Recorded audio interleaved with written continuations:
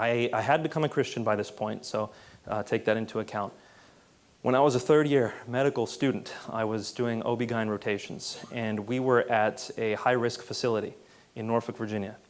And so we got the worst of the worst. My whole time, in my 2 months of OB-GYN rotations, I saw one family. Everyone else was single mothers or drug addicts or what have you. One night, a 15-year-old girl comes in labor. And it turns out she was not willing to have her baby. And so she had taken a significant amount of crack cocaine because she had heard that that would cause you to go into premature labor. And she did. The baby was born. And I'm sorry, this is difficult to remember. They had the baby being examined by the neonatologists, and just very small, very light, and breathing heavily, and obviously on the verge of death. And I asked what the situation was. I knew about the baby before I knew about the mother. And so I asked what the situation was. They told me. I went to see the mother, and I walked in the mother's room to ask her what had happened, because they didn't tell me all the details.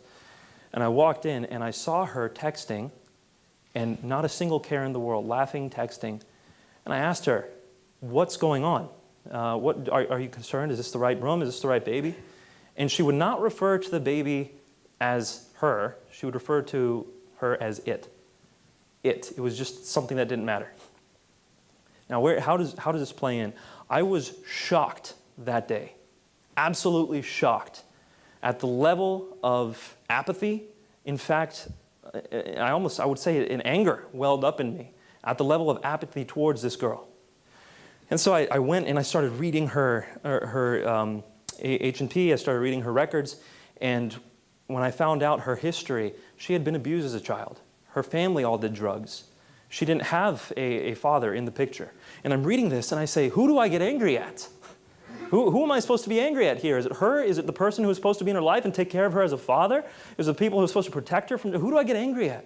And for the first time, I was just furious at the sin in the world. And yet, all of a sudden, I had this desire to care for this girl. Despite what she had done, despite the heinous crime that she had just committed, killing another human being in my perspective, I had this desire to care for her.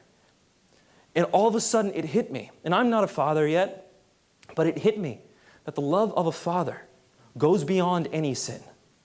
The love of a father who understands their child goes beyond any sin. I think about my father, who I call Abba.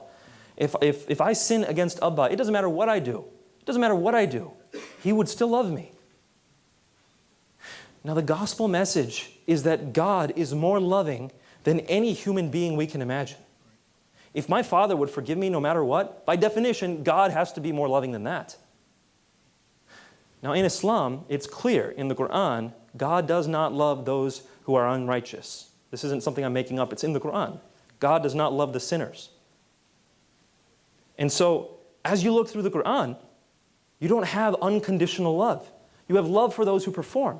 You have love for those who are good Muslims, but not unconditional love. And to me, that makes God less loving than a human, which I don't think is possible. And so, again, this is a personal anecdote. This is something that tied things together for me. The beauty of the gospel message is that God loves even those who sin because He understands. And that for me was powerful. Thank you so much for asking the question. Thank you.